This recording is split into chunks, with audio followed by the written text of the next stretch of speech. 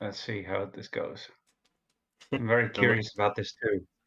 hello everyone. We are live with Codec, and I am Mister. Now, I'll just introduce Codec. Codec is needs no introduction really for this community. At least he's a legendary Sudoku setter and puzzle community member. He has 24 CTC features. 24. That's insane. And has published 63 puzzles on LMD with an outstanding track record and amazing praise from the community. Not only is Kodak an amazing setter, but he's also a really nice person, and he's genuinely cited by lots of people in the community as fostering their growth and encouraging them to pursue whether that's puzzle solving or puzzle setting.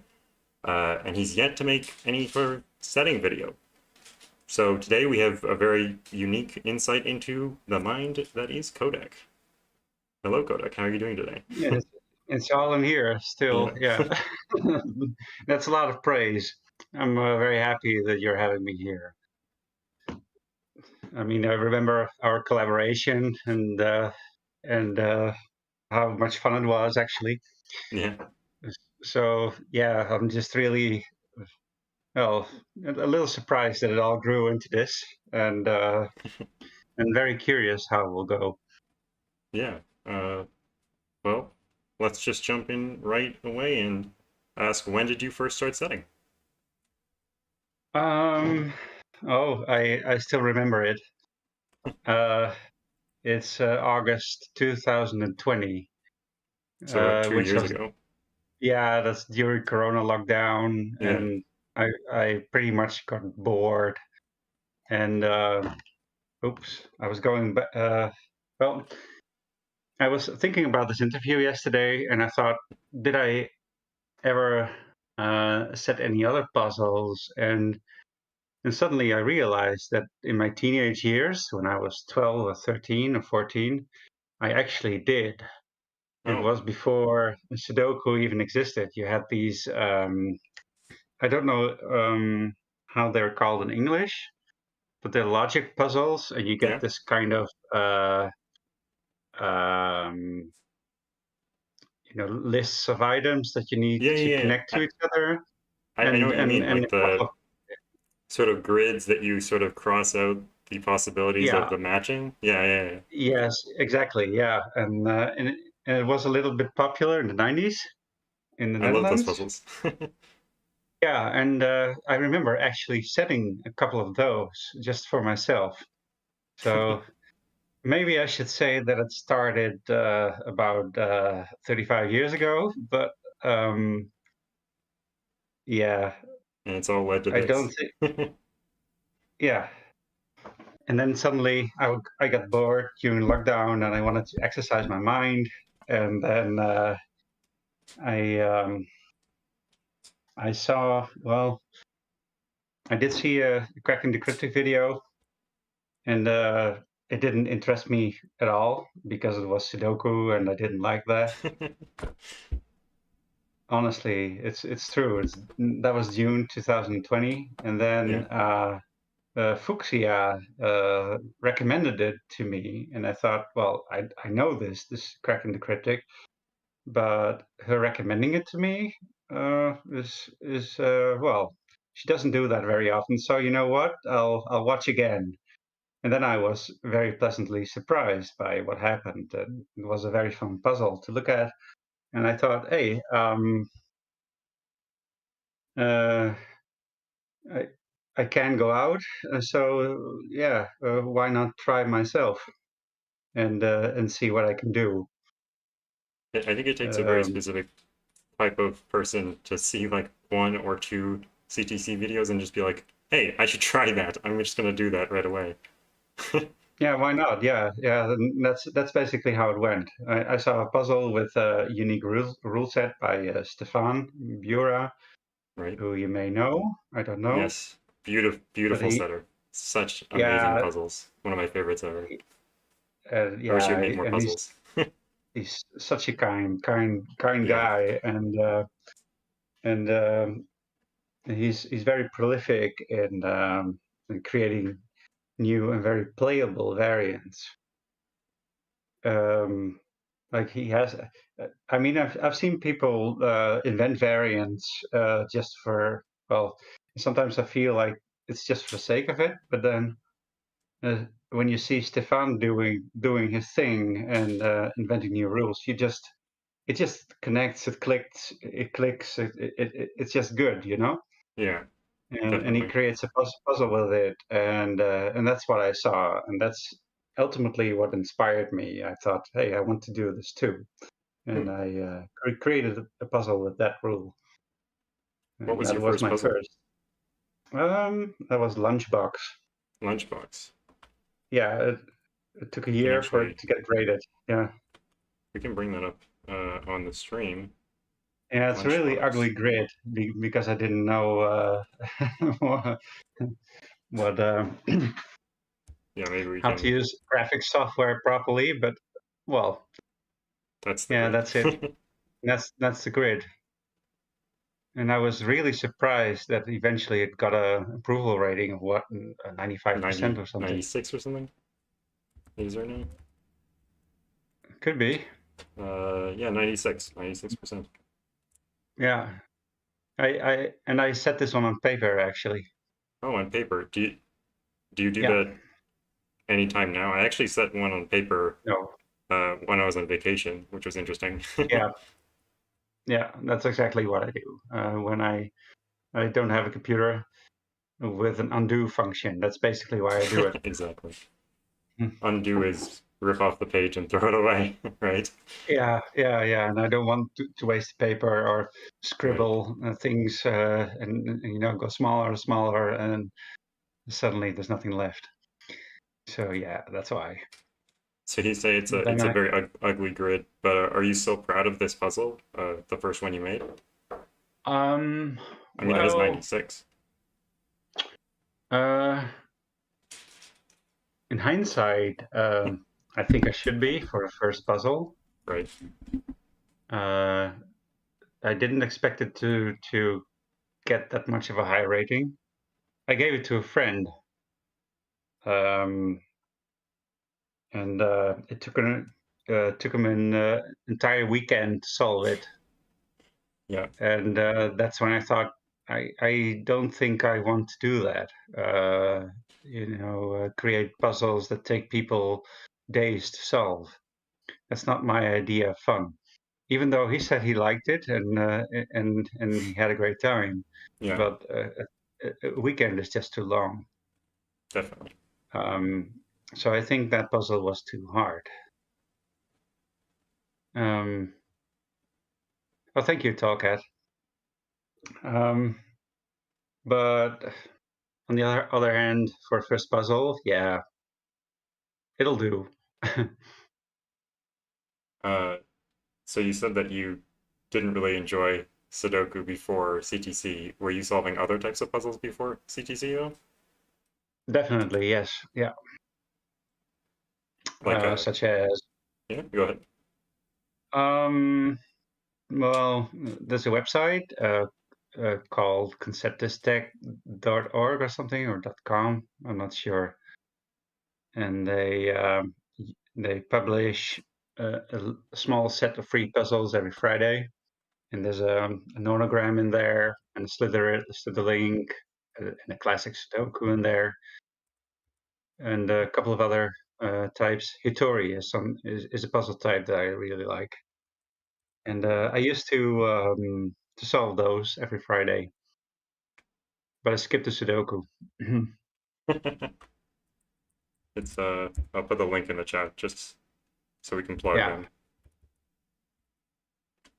yeah. I hope they like it.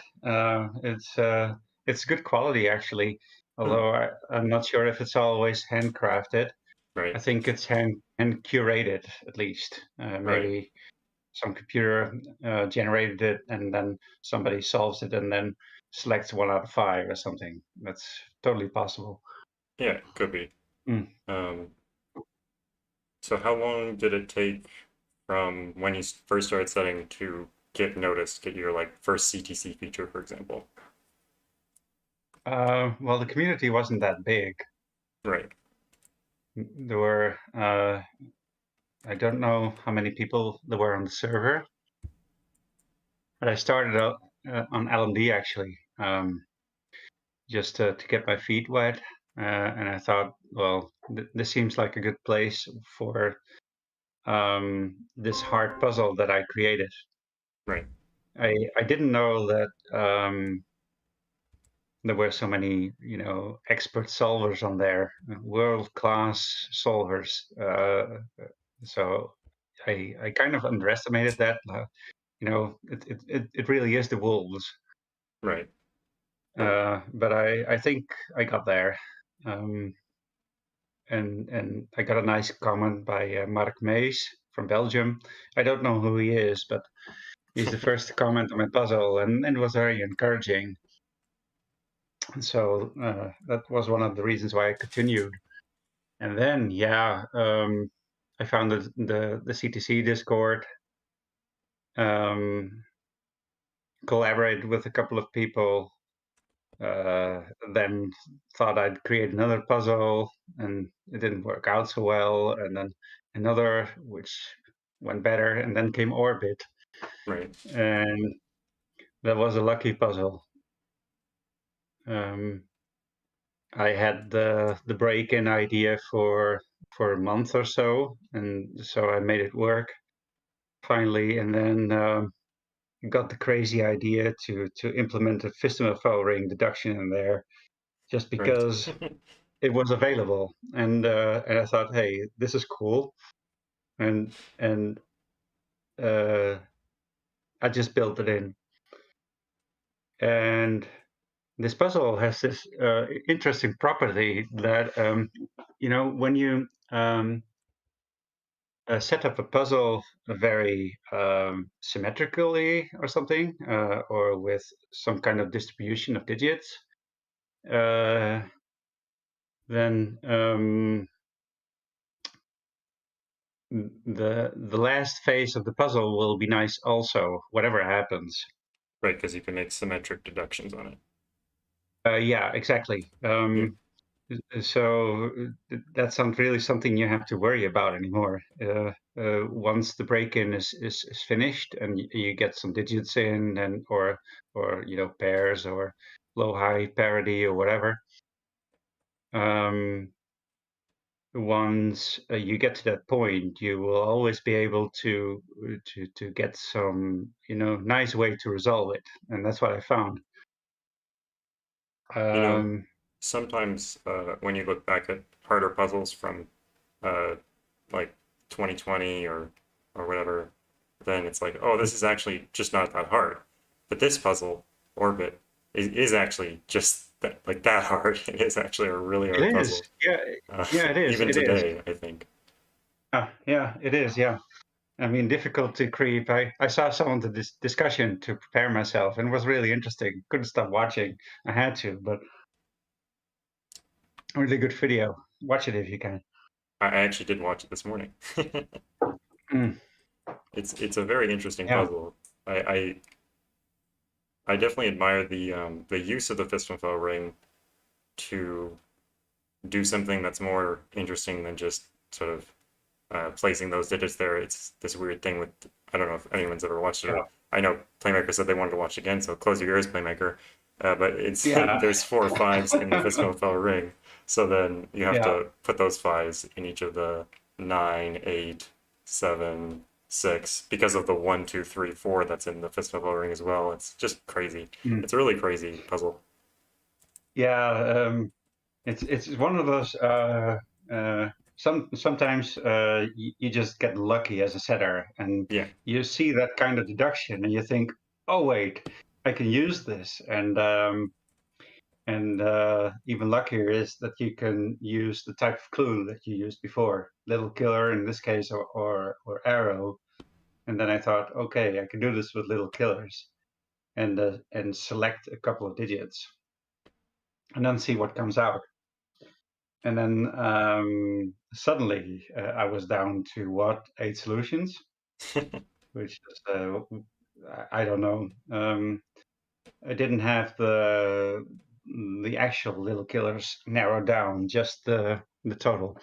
I mean, without Any, Fistenfeld's ring being discovered, you'd probably get 8 solutions with that, and then probably think, I have no idea why there are 8 solutions, yeah, and then just move yeah, on with your life, change it probably, because you didn't yeah. understand why. Yeah, I really remember my surprise, and I thought, well, I just made my own solver, and I thought, um, I think I created a bug.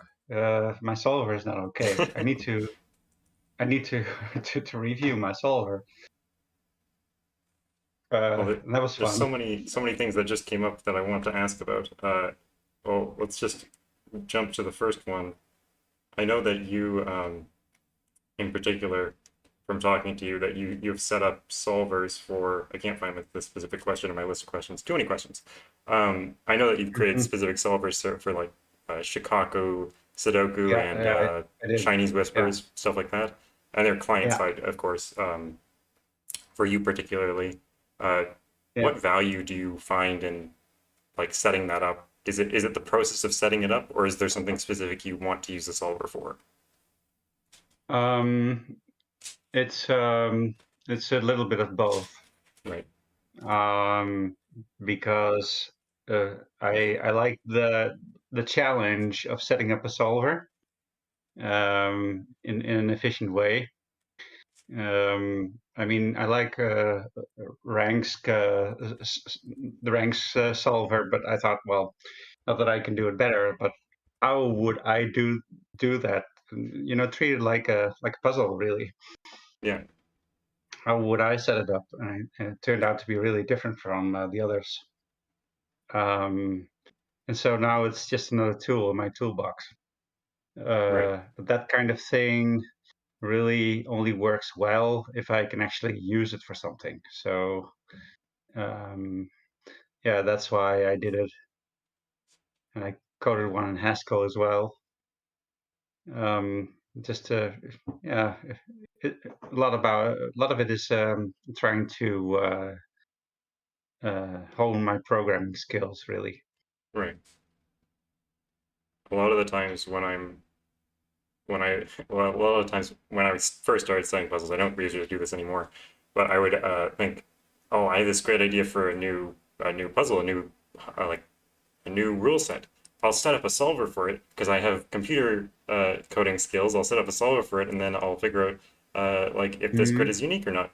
And then while I'm trying to set up the solver for it, I'm like, oh wait, I have an amazing idea for a deduction. And then I just abandon the solver and I start working with it just normally. Yeah, Does that yeah, happen to you yeah, often? exactly, exactly. That's that. I mean, that would be the normal way of going about things, really. That you focus on the puzzle, not on the solver. So I totally agree. It's yeah, just me being a nerd, I think.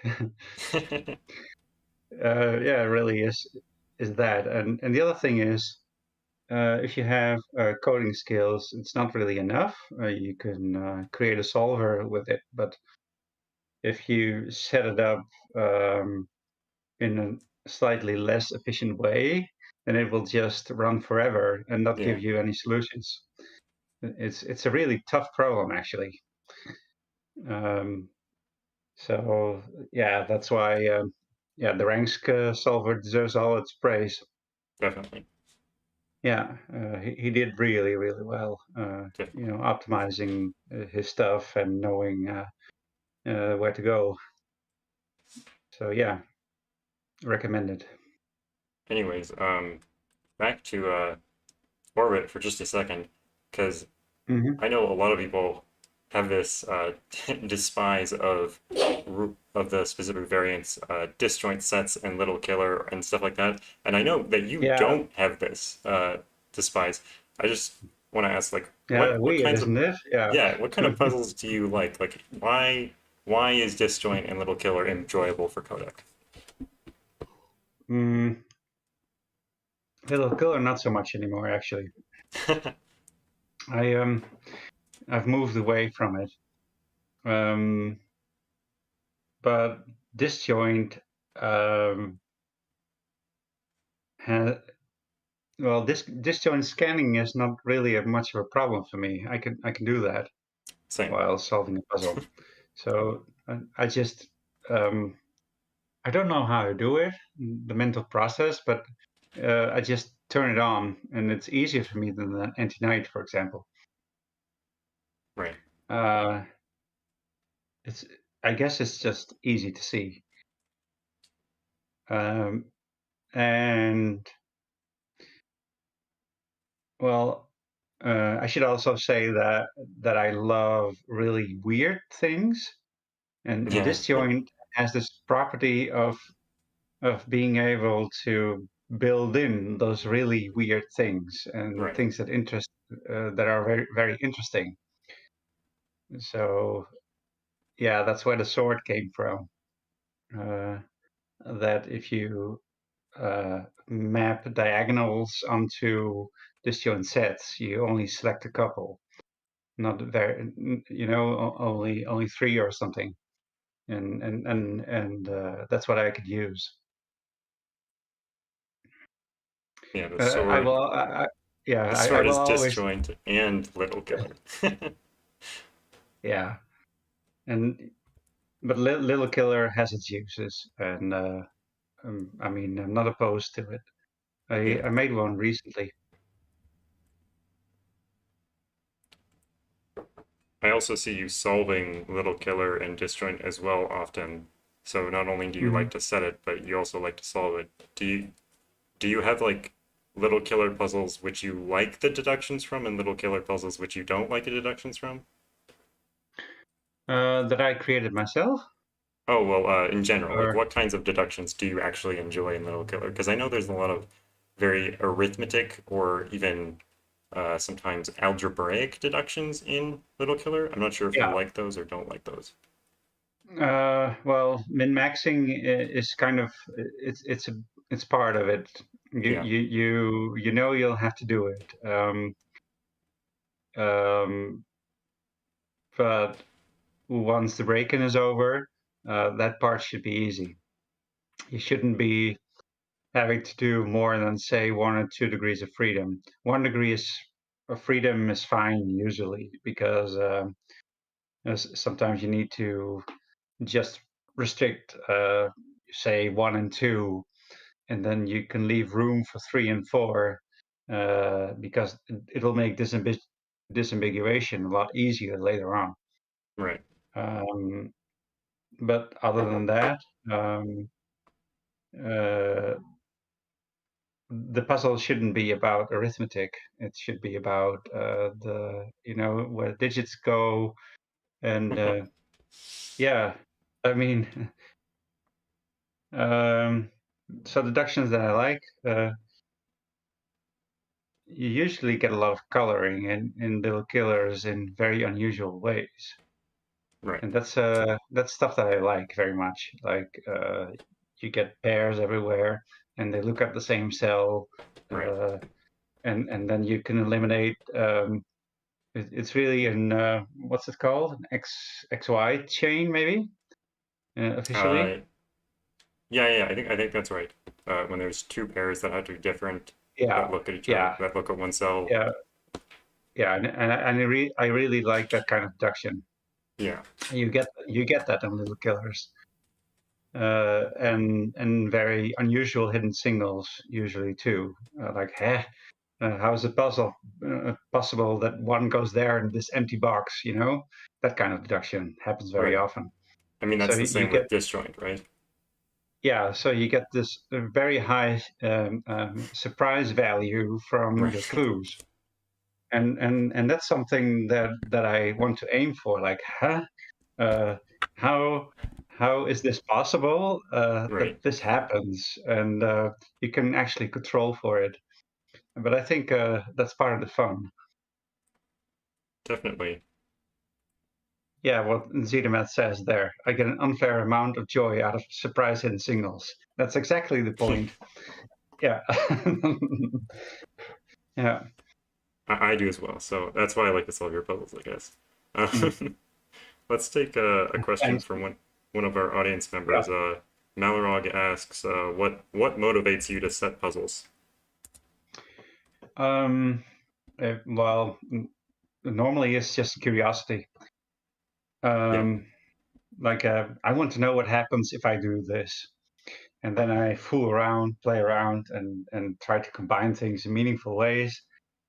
And then suddenly things start to happen, and then you start controlling for it, and 10 minutes later you have a break-in idea and that you Right. can modify or whatever. The best thing that can happen is when the puzzle breaks immediately and you don't immediately understand, and Right. you get to analyze this thing and work it out, and then suddenly you know how to modify it and get this beautiful initial deduction. Happens Hmm. so much.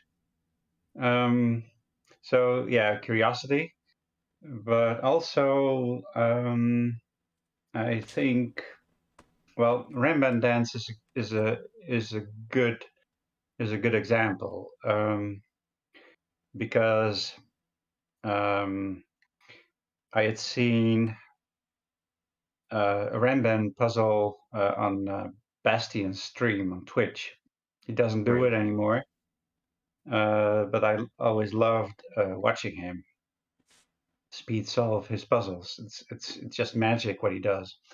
His own So I puzzles was or there. someone else's puzzles? I hadn't watched Bastion. No, other puzzles. Okay. He solved on Scream, Right. Stream, not Scream, Stream Scream. with a T. He solved them while screaming. It was very impressive. Yeah, Yeah. yeah. Anyway, Anyway, yeah, uh, so and I thought, well, this Ramban constraint is really cool, uh, definitely. and I haven't seen much of it either. So why is this the case? And then Sam Keffelman Lines came along, and he created his 27 puzzle pack, and it also contained a Ramban. And that was the second I solved, and I enjoyed it very much too. It was, I think, one of the highlights for me. I thought, okay, Ramban puzzles, where are you? So um, I did the same thing as I did with arrows. If I want to solve puzzles with a certain constraint and I cannot find them, well, you know what? I'll just create them myself, Right. and I'll try and prove how cool they are, and hopefully then other people will pick up on it too, and I get to solve Rembrandt puzzles because that's why I like, you know. So that's I what I keep did. trying to do that with new variants, but it never works. It sometimes works, Sometimes, yeah. but the constraint has to be really good. Yeah. I mean, Uh, Zetamath is doing that right now with doubler doubler cells. yeah, well, Just keeps publishing them, and more people are doing that's a it. good, yeah, that's a very good example. Just create puzzles with the constraint that you like, and maybe somebody else will like it too and create puzzles. And sometimes it doesn't work. I tried with the Shika Sudokus, you know, Yeah. the rectangle stuff. I got one for Secret Santa that I liked very much. Thanks to Shai. I mean, that was fantastic. Yeah, it was really good. That's I mean, that's maybe all that I got out of it. And well, Inferio did a couple of beautiful puzzles with the constraint. Got Furio Um, addicted to those things. That's all she ever yeah, does. that was great. I mean, he's just such a wizard with that Yeah. constraint. It's fantastic. Um, and that's all that I got, but still, was worth it. So you got the well, I got the Ramban constraint, but well, you know about Ramban that it's kind of hard to get a grip on a line because Yeah. it's really hard to restrict a range of digits Hmm. and say, hey, uh, I want this Ramban line to be low or something. That's really tough unless you somehow force a low digit on it. Right. Uh, it's not going to happen. So I figured, well, I'm not sure if I can immediately set with this, so I need to practice. And uh, first came chocolate teapot, and I thought, okay, I'm gonna set a Ramban to get familiar with the constraint, but I'll combine it with a local constraint with Kropke dots and to get a little bit more control over the digits that go on the Ramban lines, Right. Uh, and that puzzle worked out. Was fun to solve, I think. And I was already playing around with the Ramban parity idea. Mm-hmm. Like if you have a Ramban of even length, you need to have an equal number of odd and even digits. And because 9 by 9 is asymmetrical, that's gonna give you some kind of break-in. Um, so the other thing I did was to prepare with the parity puzzle. So that's when I created little nuts for the with the constraint that I was familiar with, and the little killer, and then a couple of odd cells just to and try to minimize it so I could uh, practice getting control of parity and Right. get a feel of where that the patterns are going to be, how and how to restrict all of this and all that stuff. So there's two puzzles that I did for practice, and then the third Ramban dance was the real thing. Yeah, I mean, I was gonna Uh, mention Ren Van Dance like completely before you mentioned it because Tallcat in his interview said that it made a big impact on him, and yeah. it also made a big impact on me that I've mentioned a few times. Uh, Okay. Yeah. I almost think that Ren Van Dance is the best Kodak puzzle ever. Seriously. Yeah, Um, I wouldn't select the Ramban dance for it actually, but um, but thank you. But I think a lot of it may be personal preference. yeah. What Mm. would you think your best puzzle ever is? Oh, well, depending on the context.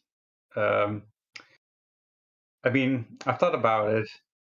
If CTC ever um, decide to create another greatest hits book, and they ask me, I mean, who knows?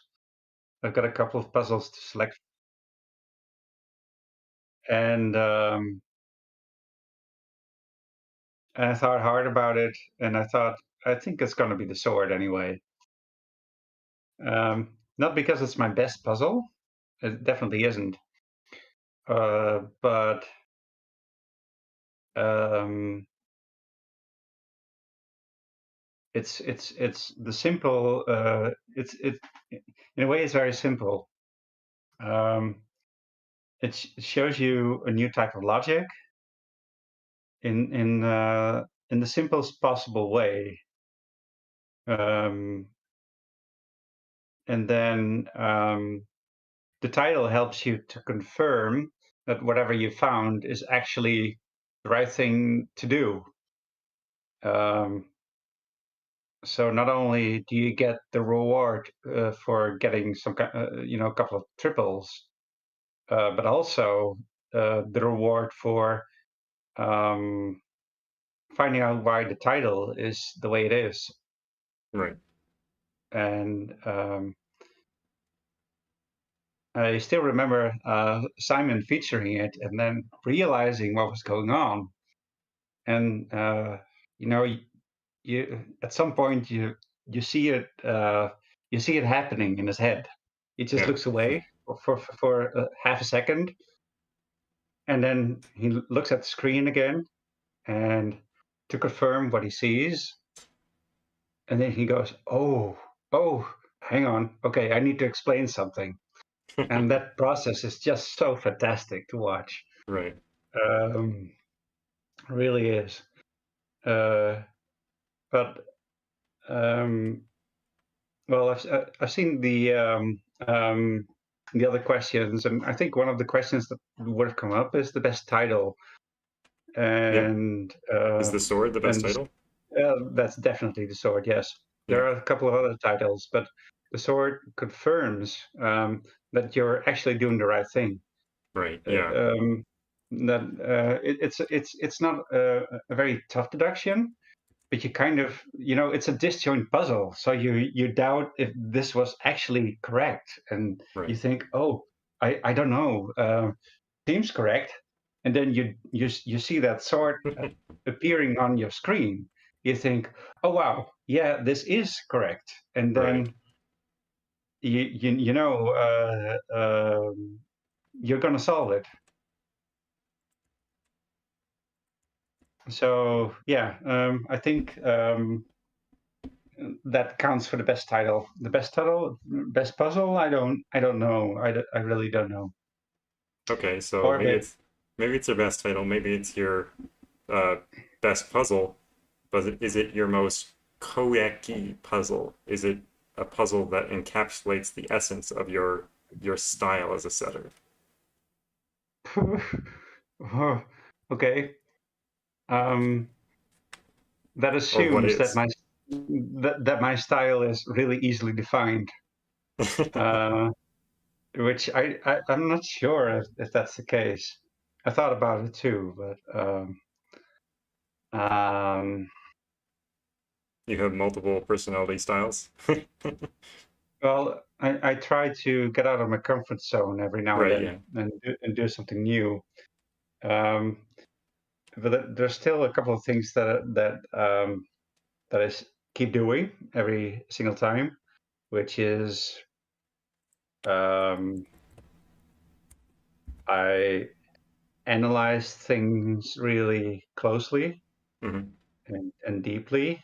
Um, like if a puzzle breaks and I don't know why, then I want to know why it happened, and I need to find out because it very likely is an opportunity for something really cool.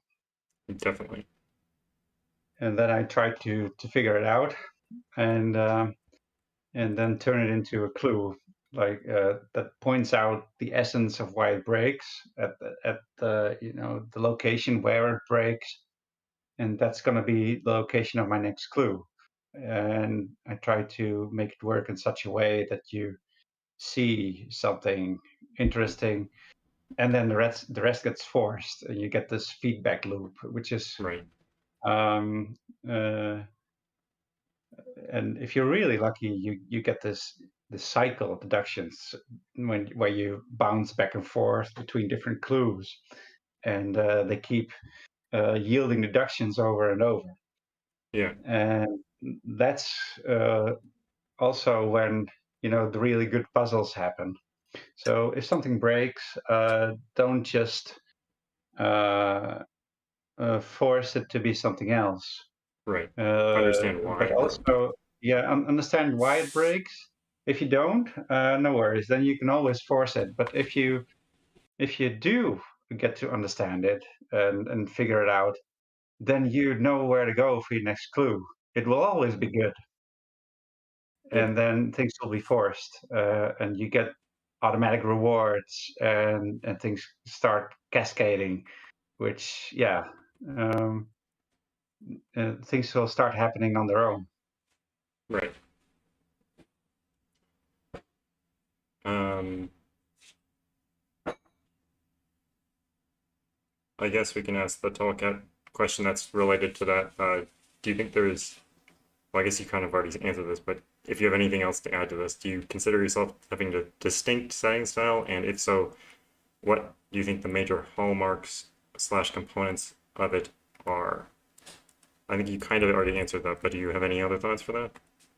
No, sure, yeah, yeah, and also more thoughts on the best puzzle question, but uh, well, I've seen a couple of other setting streams, um, Yeah. and I've did a couple of collaborations which were a lot of fun actually. So do consider collaborations with people. It's a great opportunity to learn. But what was I going to say? Yeah, I remember. So what I do is I don't just take some kind of break-in idea and then add new clues to it and then see how things resolve. I also well, generally to get one of my break-ins, it requires a lot of information in the grid. So you get a couple of arrows and a thing here and a thing there. Like I mean, Ramban lens, of course, is a great example because you need to fill half the grid for the break-in. Yeah. I And then mean, even in the video of Orbit that I watched this morning, Simon says, yeah, this is a very Ahalpt-like style. It's almost like you need to use every single clue in order to even get anything in the puzzle. yeah, yeah, and Ahab does it well too. Yeah, definitely.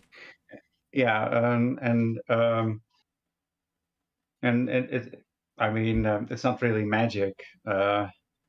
You sort of have an idea of how things are going to work. You can somehow visualize it, and then you put it in. And with the how puzzles, he always has parameters like Right. killer cages or you know or quadruple clues, and you don't really fill them in. You just know that they're going to be there and the result that you're trying to achieve. Yeah. So what happens is you know where the clues go, and you kind of know that once you fill in the parameters, that's how you're going to resolve the puzzle, Right. and you leave enough room for yourself to be able to do that. So that's what Ahau did with a couple of his puzzles in Orbit is more or less the same because you get the little killer clues and they have to add up to 170 and that's basically it, and that's enough to make it unique to assign uh, values to it. And if you remember Orbit, there are the four little arrows in the center. They Yeah. in the first version they weren't there, Mm. so they I had to place them to resolve the low digits, and then suddenly it helped. It did some work for the break-in as well, so I could remove another clue, and then somehow it seems like magic Right. how it came together. But it did happen in phases. So, Anyway, the to, thing that I really yeah, go do ahead. is I try to keep track of how things can resolve. Right. Um, with these giant break-ins, and I go, okay, what happens if I put an 8 there? That seems interesting. And then I try to solve from there, see what I can find. Or what happens if I make this odd? What happens if I Right. test, and the whole thing. And then when interesting deductions start to happen, which I mean, you can always find something, then I just keep that in mind and I try to force this way of resolving the puzzle. Right. Um, and hopefully in some way where you get this cycle thing going on again, which I like very much, that you keep revisiting clues. It's hard to achieve, but sometimes it works, and then uh, yeah. So I keep, what also happens is that there are several ways to resolve that are interesting, and I keep track of those, and I add a clue, and I try them out in all different ways to resolve things.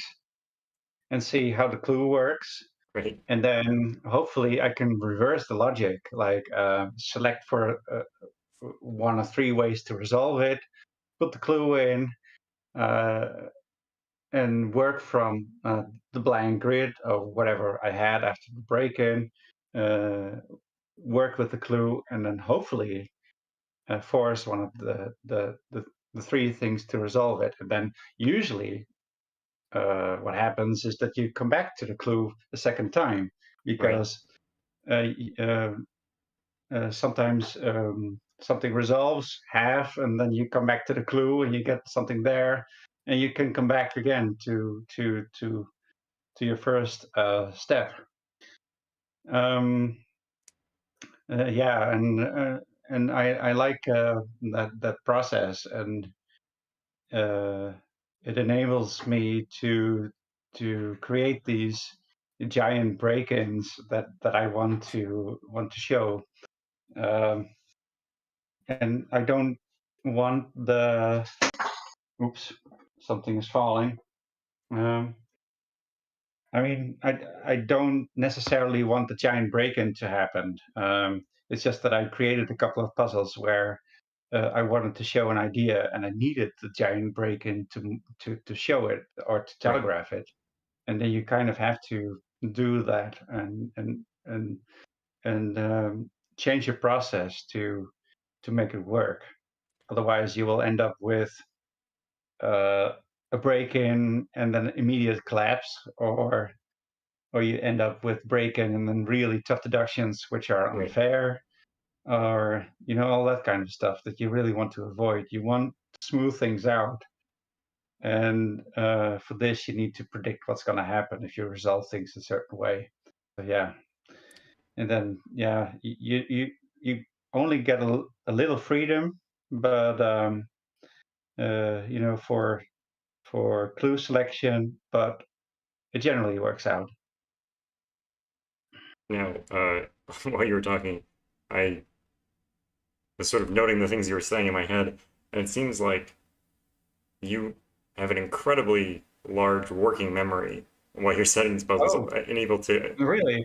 It's remember each like everything, like all the different ah paths and stuff. Do you sort of like have a notepad with you that you're writing these things down with, or like a document that goes with no. the puzzle, or just it's all in your head? Well, my working memory is actually very small, uh, so that's why I keep tabs of things. So I get you So you know sort of make uh, checkpoints for yourself. yeah. So what you have to do is create reminders for yourself, or Yeah, things that you associate with the logic or the solve path yeah. that you're trying to achieve. Um, mm, so yeah, you have. Uh, I just do it with different tab pages. Sometimes I do have this notepad which says, okay, so I've got these possibilities, and then this, well, I don't. It touches on a topic that I don't really want to mention because then the video will be very so long. I call it puzzle entropy.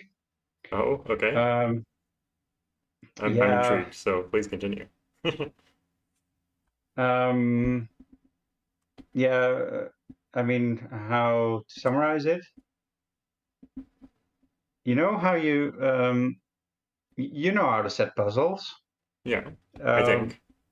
yeah, and then say that you're halfway the puzzle and you add a clue somewhere, and then I mean your first clue resolves a certain way, and then whatever second clue you add, or when you come back to the first clue, it keeps resolving a certain way, like this cell really wants to be a 9, that kind Okay, of stuff.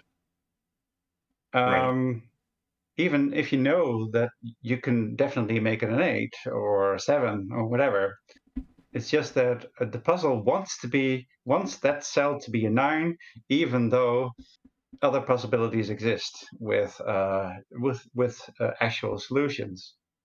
So And you're essentially saying that you're looking for almost a self-organization of the puzzle. well, it's a good thing for understanding a puzzle, um, because you really need to listen to what the puzzle tells you. Right, You could put in a couple of ideas of your own, but at some point the puzzle is going to do the work, and you right, really cannot push it very much anymore. And then you need to work with what the puzzle gives you. And if you do it well, the puzzle will give you a lot, and then that's what you do. Um, but for your understanding of the puzzle, you will have to find out what the puzzle wants to do. Um, so if a puzzle wants, yeah, I mean, uh, this is very like yeah, I work in condensed matter physics, and it's like very much related to like complexity and like yeah, basically but, the yeah, smaller parts of the puzzle. You can't define the puzzle as their small parts. It is they make up yeah, a larger whole definitely, yeah, behavior, and absolutely, there's some kind yeah. of complexity going on there. And that's basically what you're describing. Yeah, and you need to understand it, and you can understand that in simple ways. And the example that I mentioned was this cell wants to be a 9. Yeah, So what you can do to get some surprise value in is to look for clues that do not make that cell a 9. You see what I mean? right, okay. So you're trying to Um, force the puzzle to be uncomfortable. exactly. That's Yeah, exactly the point. You want the puzzle to be uncomfortable without not breaking. not uncomfortable for the solver, to be clear. No, not at all. Uncomfortable for what the puzzle wants to do. The puzzle wants to be That's relaxed, yeah, it wants to yeah, resolve, but you don't yeah, want it to resolve instantly. and not in the way that the puzzle wants to do. So you're actually fighting the puzzle, Yeah, really, and that's why I'm calling it entropy, because you want to okay. force it into a lower entropy state somehow. Interesting, okay. Um, so yeah, so what I'll just notice that the cell wants to be a 9, and then I investigate what happens if the cell is not a 9. Why uh, is that a situation that the puzzle doesn't want to be in? And Right, then you sort of get a feel for the complexity of the puzzle, and then you can actually select a clue that forces the other way to resolve. And then you get beautiful things. right. Um, Weird uh, things, like we said before, and, and, that you love. and weird. Yeah, yeah, Very weird absolutely. things. Yeah. And it's also a way of making a puzzle minimal, actually, Right, because if you have 6 clues and all 6 of them force a cell to be a 9, and one of them, another clue that you found, forces it to be an 8, then you know that the last clue that you put in gives a lot more information about right, what the solution is going to be. So it makes clues much more powerful, um, and so you need less. And I think that's why, yeah, Bahamas comes to mind. If you remember the puzzle, don't remember Bahamas, it but was featured. I can bring it up It here. Continue, um, please. Oh, I found it. oh, it's about a year and a half old, maybe April 2021. Yeah, it looks like this. It's a killer Sudoku and it's based on an idea by Jovial. Lovely. Yeah, right, that's it. So Jovial, she came into chat one day, and uh, she gave the screenshot of a break-in with the fin swordfish. Uh, and she said, "Well, I don't know what to do with this. So here you go, chat, and make a puzzle out of this if you want or not, and then go right ahead."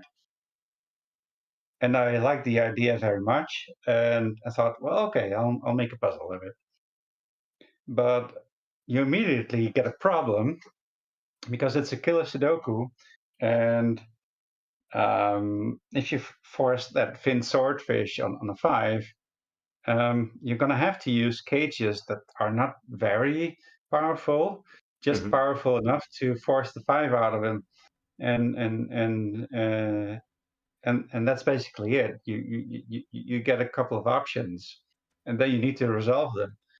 But if you put a lot of other killer cages in there, it's going to well, fog up the break-in. Exactly. Every new cage is going to mean that you're less likely to see uh, the break-in that's going to happen, or your chances of bypassing it somehow, like that you get this phantom solve path, like, hey, I can sort of resolve this cage and then sort of resolve that one, and then you get this dead end, and you thought you were Yeah. going somewhere, and you start looking at, okay, what do I have to do next?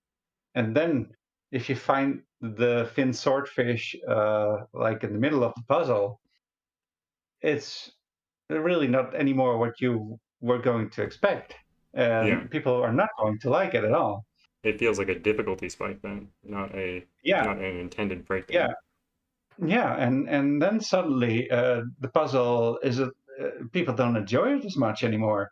Hmm. So uh, you're working with a really tight constraint. You have to add some killer cages, which are not going to give you very much, and yet you have to create a solve path. Uh, you know, using that, knowing that the 6 gauge in the top right, bottom right is going to be 1 and 5, or was it 2 and 4? I don't know. It's Don't two remember and anymore. four. It's actually in the bottom right corner of the Yeah, bottom screen. right. Yeah. So it's really a daunting task.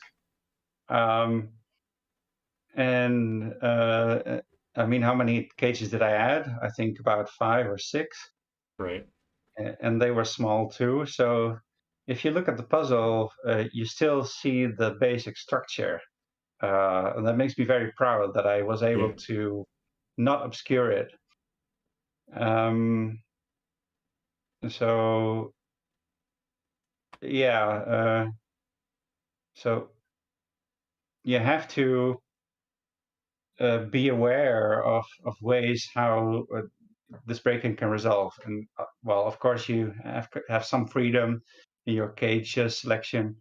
Like you can use, I mean, you can use a 10 cage to rule out a 5, but also a 5 cage or lower, or 15 or higher. So you get Right. some freedom there, but there's not a lot you can do Yeah. without spoiling the break-in and finding this fin swordfish. I mean, you mentioned spoiling the break-in and sort of missing the intended logic, and I know a Yeah, lot of people sympathize with having their puzzle quote codec, uh, meaning yeah, that their intended yeah. logic was completely bypassed by basically your amazing ability to find everything except the intended logic. Uh, Yeah, I just zoom in to, something. I select a clue that seems interesting to me, and I completely milk it. Get yeah. everything out of it that I can before moving on. And then suddenly I find things that other people didn't, Right. and it gives enough information to exactly bypass something. It's just how I like to solve puzzles. I mean, Um, do you feel like this aspect of puzzle solving is a positive for the way setting is going? Or is it negative in some way? Or is it a mix? um, well, it's a good thing when it happens in testing. Right. When a puzzle is in testing, and people build in a kind of some kind of logic that they wanted solvers to find, uh, you know, pretty much the basic idea of the puzzle, and I bypass it, yeah, that's sometimes disappointing. But usually, well, I shouldn't say usually, but it's it also gives them an opportunity to rework and improve the puzzle, so it doesn't happen. And I will test it again for them if they Right. want. Um, Uh, do you do you feel like it's sometimes okay for there to be a bypass in the logic if it's not like a clear bypass, like if it's something that no one would milk that clue so much? um, Depends on the context, really. Right. There's not a definitive answer to that. It depends on the puzzle. Sometimes you get these puzzles where you have uh, where the break-in just isn't that important, and you get this cascade of deductions where the order in which you do things doesn't really matter anymore, and those puzzles are really interesting as well. Um, so there's that, and well, I've got an example. Yeah. Um, remember Skyline? Again, 63 puzzles in LMG. I don't remember all of them. Yeah, it's Skyline. end of 2020, I think. Okay. Yeah, yeah. Keep talking. Yeah, I got it up. Okay, yeah, you got it. Okay, so that puzzle is actually based on a set. I do remember this actually. Yeah, and initially we were trying to uh, make this set non-bypassable. But it's a really obscure set that you really have to telegraph well. Um, and in hindsight, I'm glad that it didn't happen that way, Right. because I don't think that kind of set is really a lot of fun. So while testing, we found a bypass, and I have to say that the bypass was just so Better. much more beautiful and rich than the initial set that the puzzle was based on, that I wanted to keep it. So in this case, the puzzle improved uh, because there was a bypass, Right. Now I'm and wondering, it what are your thoughts turned out on? really well. Yeah. Yeah. What are your thoughts on set? Is it is it something that you enjoy? I know you've done it in a few puzzles, but Mm. Yeah. would you do it in a puzzle today? Um, Unlikely, unless it supports some kind of it's a good complement to some kind of constraint. Right. Like I did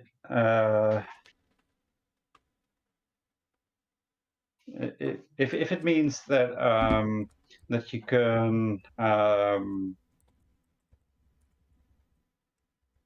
build some very unusual tension in a puzzle, then I will try it. Yeah, but only um, if it's well telegraphed. It really needs telegraphing. You cannot rely on people finding your particular type of set if Right. you don't clearly show it in the puzzle. It really needs to stand out. Hmm. Otherwise, it's just not acceptable. I know Herringbone was one puzzle that I absolutely loved, and I know Simon used some sort of set Uh, idea to break into the puzzle. Was that sort of how you thought about that deduction? yeah, but would you really call it a set? No, I wouldn't. That's why I asked the question, actually. I don't actually find that set It's more like deduction interesting. it, if you could. probably call it half a set because it Yeah, maybe. does uh, have this idea of two sets of 1 to 9 and then Yeah. eliminating some digits from there, and then you get this restriction on whatever is left, which is really cool.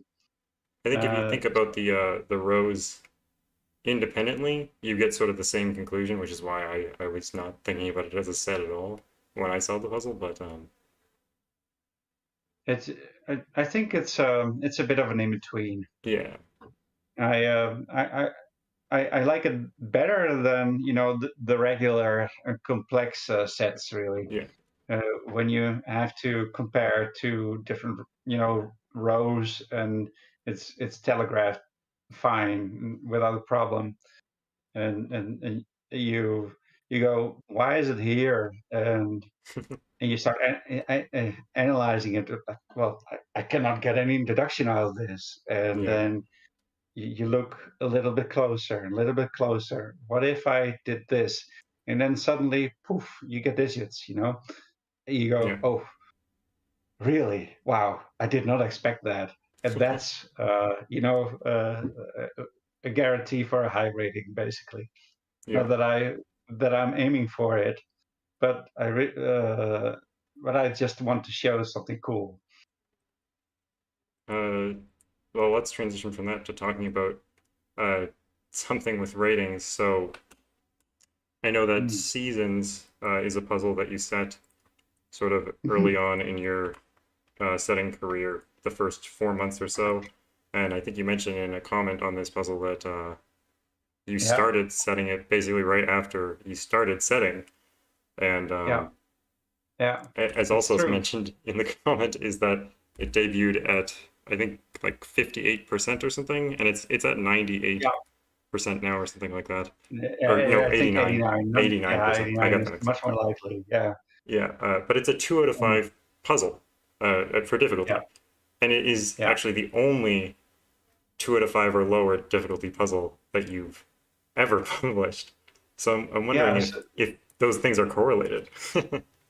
I'm really, really proud of that puzzle because it's a 2 out of 5. It's really, it feels like one of my big achievements that I was able to create a 2 out of 5 Right. um, while I was aiming for it too. Uh, so when it came out at 58%, I wasn't insulted or anything. I wasn't sad, or I was the only thing that I felt was surprise. Like, Hmm. no, this puzzle, 58%. That's weird. That's so weird. What happened here? Did people misclick or something? I mean, if it was at 75%, then I would have been worried, I think. Yeah. Like, oh, people didn't like it, but 58, something is wrong. And I think it had a lot to do with expectations. Hmm. I was still busy building my audience, I guess. Yeah. And this was such an outlier that people thought, wait a second, this is not what we why we like solving Kodak puzzles or whatever they thought. I don't know. But then Right. you get an average. And I think that's what happened. But it doesn't bother me at all. It was just I was interested by it very much. Like, hey, here's a process that I don't understand and that I want to get a grip on. I mean, just to show the distribution of your puzzles here, uh, 1 star, 0 published puzzles. 2 star, 1. 3 star, 8 Yeah. puzzles. 4 star, Mm. 42 puzzles, and 5 star, 12 puzzles, which is just an Yeah. insane distribution, as I told you, uh, It's over it's very Discord. consistent somehow. Yeah. Very consistent. Um, I don't know why it happens. I've tried to set gas puzzle once. I don't even have it anymore because it was not fun at all. Just so I couldn't do it. I I still so can't do it. do you try to set puzzles that are easy but don't publish them? Is that usually what happens? My phone is buzzing. Hang on. No I need worries. to. So there it is, silent again. What was the question? The question was, do you often set puzzles that you hope are easy, but then don't end up publishing them, or perhaps they're not actually easy, like you anticipated? I tried a couple of times and then I gave up. Like, okay, let's just create puzzles, not worry about Yeah, difficulty, just make them interesting. And then so somehow that means that I end up at 4 out of 5. I mean, set what you want to solve, right? And if you like solving those kinds of Bas puzzles, then bas yeah, basically. It's just that I tend to solve puzzles that are a little easier than mine. right, Um, I don't know if that's because of availability, but well, the other thing is that it's a matter of time. Like I've got half an hour. I want to solve a fun puzzle, so I pick a 3 stars. I think right. that's most of it. If I have a little bit more time, then I will pick a 4 stars. So and I also don't want people to spend hours on my puzzles either. It's you Or know days. or days. Yeah, Yeah, I want to give them some kind of guarantee. If you start a puzzle of mine, you'll be done in an hour or two at most. right. No, If I think where you solve the most difficult puzzles is often in voice call one when you're solving the testing puzzles. Uh, mhm.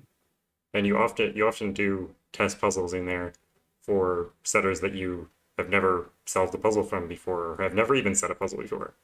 Uh, True, yeah, I can you love speak to those. that a bit? Yeah, Yeah. yeah. Why do you do that? Just wondering. Um, well, that's because of the experience I had myself. Right. Um, Back when I started puzzling, you didn't have that many live streams or solving Hmm. channels at CTC. Um, and this live solving thing didn't happen in voice chat. There weren't any Twitch streams or whatever. And at some point, my first video feature happened, and it wasn't CTC. It was actually Bastion VL Jam Right. when he was still doing his 81 Cells YouTube channel, and he Hmm. solved teacups. And he did it in what 5.5 minutes, I think. Yeah, and it's a 4 out of 5 star puzzle. What? Um, That's terrifying. and yeah, that's absolutely incredible. Yeah. He's a monster, but only in that way. So then that happened. Well, one was it taught me a lot about how people select puzzles. Hmm. For one thing, they and he selected it basically for its theme and that it looked solvable and not too hard. And hey, and maybe he got a recommendation. Who knows? I don't know. He went by a rating on LMD, and then I saw him solve the puzzle, and uh, I I I learned the puzzle selection, but I also learned how people approach puzzles, Hmm. especially uh, like how close are they to this whole setting process that I went through, and how closely do they follow this path that I had in mind. Um, Back then, I was still worried about linear solve paths and stuff and such, which I'm not anymore. But it's really, um, I mean, it's gratifying, of course, when people solve your puzzles. I mean, Of that's course. and then enjoying them as well. Uh, and getting a compliment from Bastian is actually. well, yeah, that's really special because on his stream, he wasn't always that enthusiastic about puzzles that he solved. He was actually very honest. Yeah. And then to get a simple, hey, this was a very good one from Bastion. Uh, yeah, that did a lot. And I thought, okay, there are so many first-time setters out there who create interesting puzzles with, well, you can, of course, you know that they're inexperienced, and of Hmm. course, you know that the puzzle is going to reflect that. But Right. uh, just knowing that someone is going to appreciates it in some way, and seeing it solved is such a big motivation to continue what you're doing. Yeah. Absolutely. Uh, and also, well, to find out how they will handle feedback, of course. Yeah. And then I want to encourage people who really like setting puzzles to continue.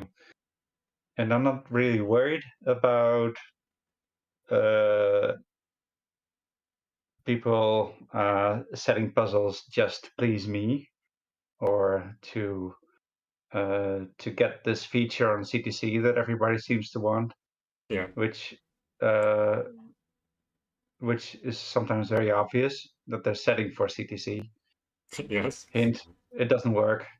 Yeah. Um, Well, sometimes it does work, and it's very annoying when it does. yeah, but then it really is a good puzzle. And Sometimes. but if you're really motivated to create puzzles, you create them for everybody. Exactly. And Yeah. you will find out soon enough when they don't get the audience that they wanted or that they had in mind, and then it's not really much of a wasted effort for me. Then that they'll just disappear. Exactly.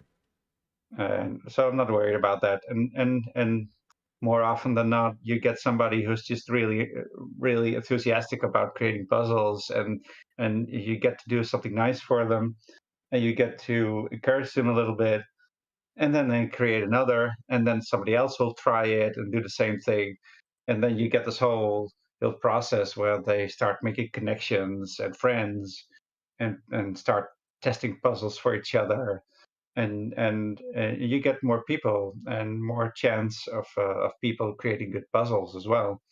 It's really hard nowadays to get a C2C feature, and that's a good Yeah. thing. Um, I think Talkat even said in his interview that you solving the barrel made his year, and that was obviously the same year that the barrel was featured. So, you know, Wow. Okay. uh, Seriously, that's a huge compliment. Um, I mean, that's not why I did it, but the puzzle just seemed interesting, and yeah, I liked it very much. So I'm glad that I did it. I mean, there's also a lot of personal enjoyment in there. Like, hey, I like solving puzzles. Why not share right. and and and and make sure that the setter is there to watch it because it's just very interesting. I think I've gotten a lot of my puzzling uh, ethos from talking to you actually, like you saying that like, oh, like we should be creating puzzles because we want people to enjoy them, stuff like that. Like I believe this stuff, and I feel like I've gotten this from talking to you somehow over the over the year and a half.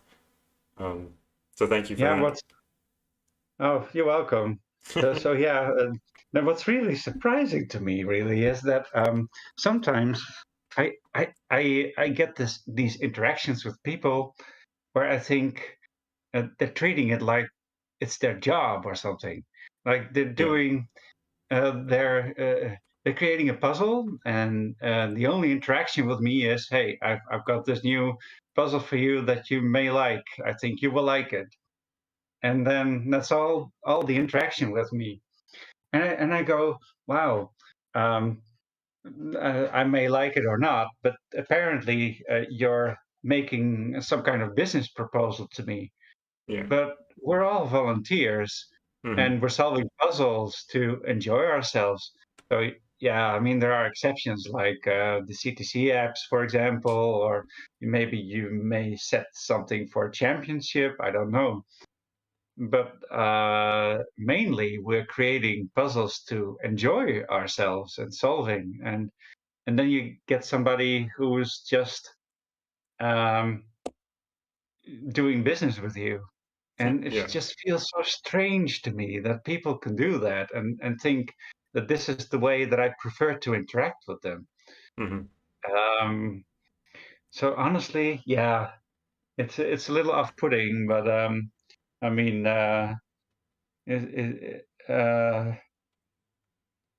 but really, it's I don't think it's very consistent with what we're doing. So would you say the same about people who are really focused on getting like ratings on LMD, getting lots of solves in Yeah, LMD? Like it's for yeah, fun. We're doing this for fun. yeah, exactly. So, yeah, well, I mean, fine if you're getting a big rating, but really, uh, yeah, get a break. Uh, it's not really that important. It's not it's that much of a big deal. Uh, it's a way to relax ourselves, and that's what we should always keep in mind. I also feel like there's another part to it where a lot of people who come in who are new and like Kodak is streaming your puzzle and it's like Kodak is a genius. Like he is above us all. No, But I think what I learned yeah, over the past like yeah, over my time in this community is that you guys are just people like everyone else. I'm just a person and like yeah. everyone should be treating each other like people, not like puzzle gods and puzzle uh That's devils very of the true. Yeah, festival. yeah. Yeah, so I'm just really happy that, and I mean really happy that other people have taken up the gauntlet and have start doing it as well. So yeah, that's the right Whatever. pronunciation. Comes to mind, and he starts his puzzling channel. Zedamath does it. You do it now. Neverio does it. I like his streams very much, by the way. Um, so suddenly, this whole thing of life solving happens a lot more, and well, you get to choose nowadays. You can't watch everything anymore, which is Yeah. a beautiful thing. You can join the streams that you like and not be worried about, the people. I mean, they have their audience, and that's okay. Uh, Yeah. so y- it's a very natural thing that I like very much, and no ethical problems either. We haven't done a viewer question in a while, so I'll ask a viewer question here. Yeah, go ahead. Yeah, Uh, Philando asks, who would you most like an opportunity to collaborate with on setting a puzzle? yeah, that's a fun question because uh, if I have to be completely honest, I would select people that I've never, interacted with because I'm so curious about the people themselves, the people Yeah. behind the setter. So Hmm. I would pick Fissimafil, for example, Yeah. uh, just to find out just what a nice guy he is. I think he's Yeah. the nicest guy in the world, Probably. um, or a girl, but I think he's a guy. It doesn't matter. Yeah. So He's an archdemon from hell, so it doesn't matter what his gender is. true. Yeah. Okay, yeah, let's go that way. So I've got to be careful and not select people just for that reason, Right. and try to select people, setters who have this style that is different from me, so I can learn from them. And then, well, one who comes to mind very much is Richard Stolk. He's Oh, definitely. such a experienced setter who's been setting for decades, and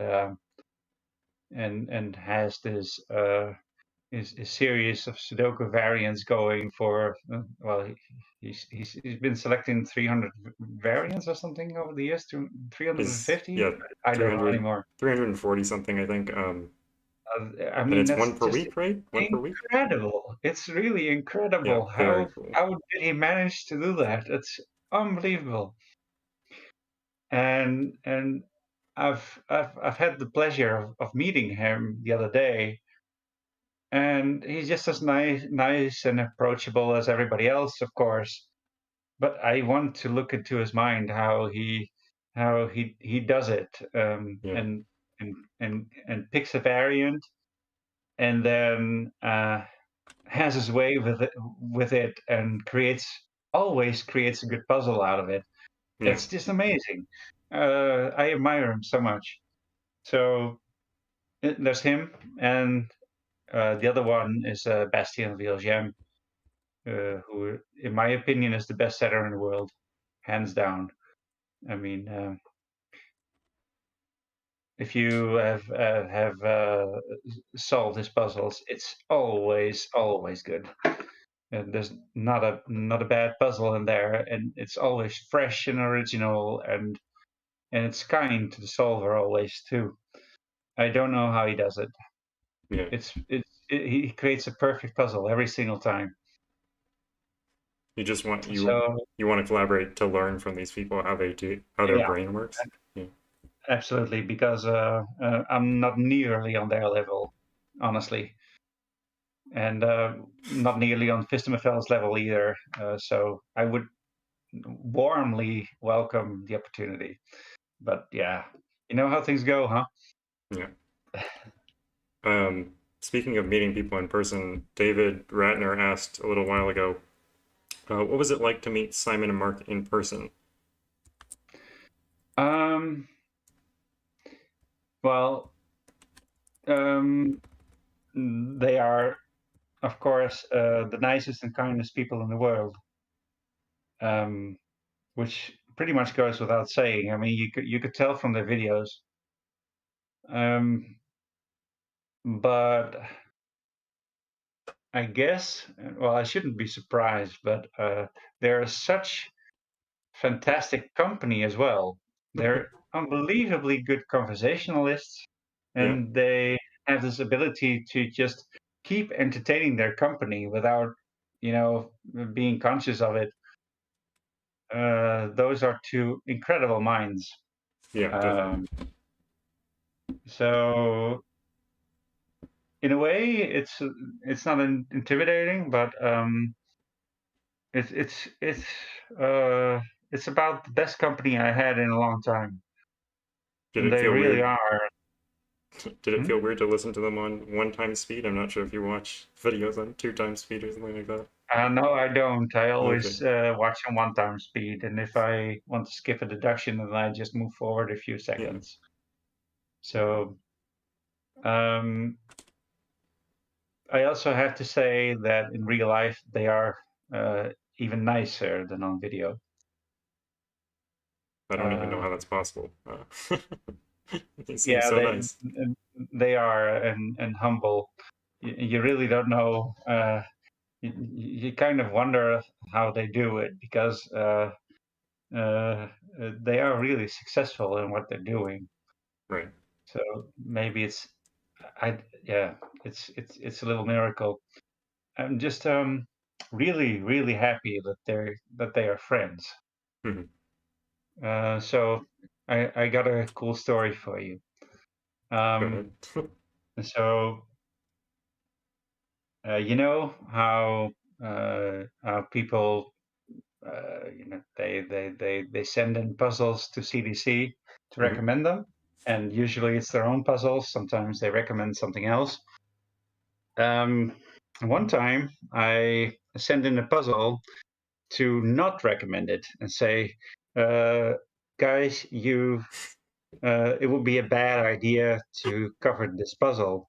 And I know that you've done it before, but please don't attempt this because you will be frustrated.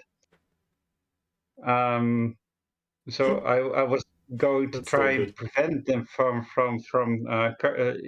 featuring the puzzle. I mean, Yeah, I little should do did that I more know. often. Yeah. Well, I know Vistemefel did it too once. Oh, really? He wrote an email. Yeah. I don't. It's a while ago, more than a year. Yeah. And Simon says in his video, well, Vistemefel wrote us an email that to take on this puzzle on video would be risky. And I thought, well, he definitely didn't recommend it. Yeah. So Vistemefel has done it, and I've done it too. And it's Pufferfish. It's one of my puzzles that I'm least happy with. Hmm. So Pufferfish is built on a set, and it's a odds set. You know, the one with the 5x5 versus the 4x4. If Oh, you remember, art set, yeah. yeah, Motivating. and really the execution of idea is okay. I think it's kind of up to my standards, but the rest of the puzzle I could definitely have improved. Um, uh, I tried recently, and yeah, the rest of the clues could have been improved a lot. But anyway, so the funny thing is that Simon had sent Aad's puzzle to Mark without telling him about the set, and then Mark Right. featured it on in video, and took a very long time and was wondering what he was missing and all that. So basically, Simon had trolled Mark with recommending that particular puzzle, and then solved it himself a day later and showed how it was done. Within his rights to, of So course. yeah. So that, I mean, that's how you know that they were friends. Yeah. But then I sent him that puzzle with that same very set, and it's not very clear that this set is what you need to do. I tried to telegraph it a little bit, Right. but anyway, I thought, yeah, this was just experimental, and I published it on LMD, but it's really not good enough for a CTC feature. And I I wish I suspect had that. that problem where I Huh? had to tell them not to feature my puzzle. I wish I had your Well, problems. yeah, but well, yeah. Um, Sorry to interrupt. Go ahead. but anyway, I think that Mark opened that email. I'm not really sure, but he saw that puzzle, and I included a summary of how to break into the puzzle, and I didn't include the rest of the solve path because it just wasn't interesting. I just thought, well, um, I need to add the idea of the break-in just to show that this is not a good idea. Hmm. But But they then did Mark anyway. probably thought, hey, this is exactly the puzzle that I need to troll Simon.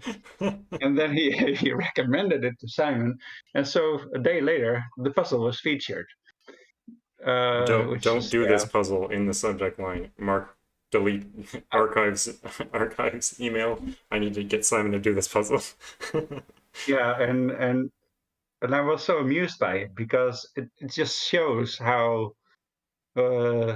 how much of a friendship that they have. Right. You really never see them together in a video. Sometimes they will call each other or whatever, but you really it's hard to be conscious of this friendship between the two. And to see that in person is was really special. You got these two, uh, very different people, Hmm.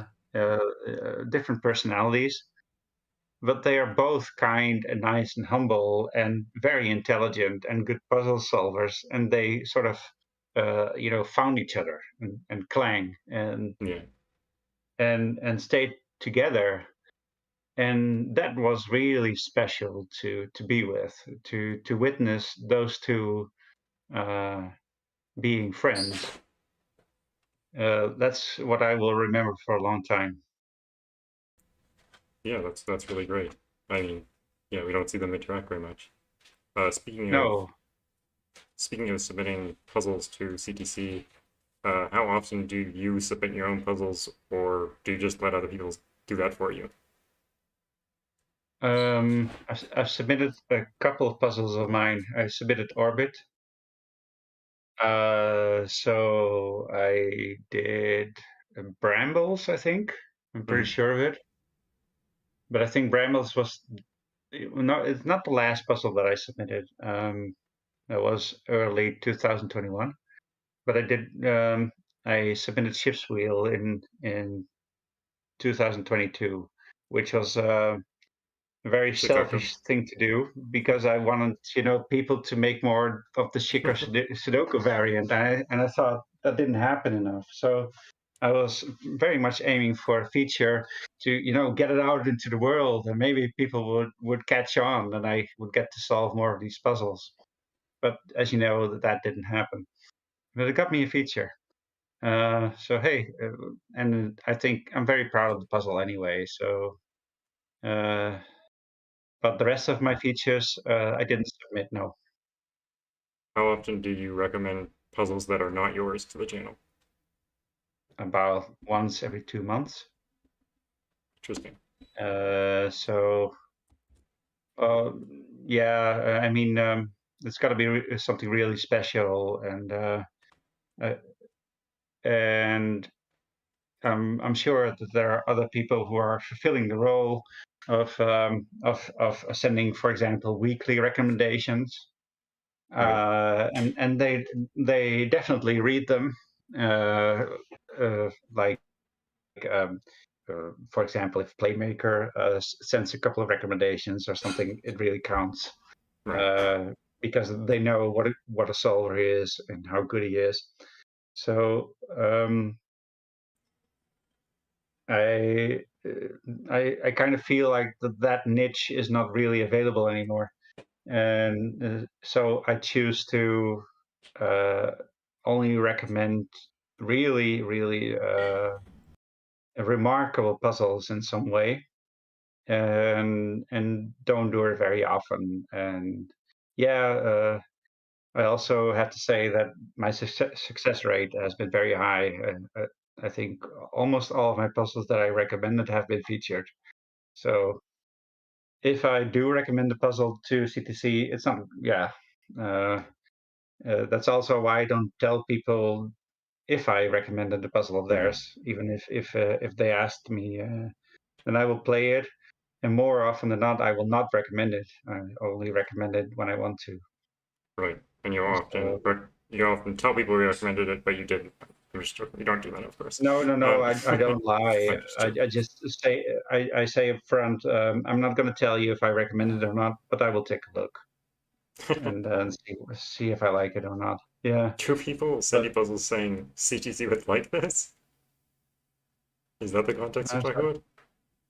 I'm sorry, I didn't hear you. Do people send you puzzles saying that you should solve this and recommend it to CTC? Does that happen? It happened, yeah, Oh, yeah. my word. What is wrong with people? Well, Anyways, moving well, on. not that directly, like that they tell me directly recommend it. Well, it's happened. Uh, it's happened. Sure, Mhm. maybe once or twice, but yeah, uh, that's why I'm a little cautious about these things. I mean, come on, man. Yeah. Create puzzles for everybody, not just for me or for CTC. Don't use me as a way to get to CTC, but in general, that doesn't happen. That's okay. Yeah, I think it would be a very special scenario if that happened.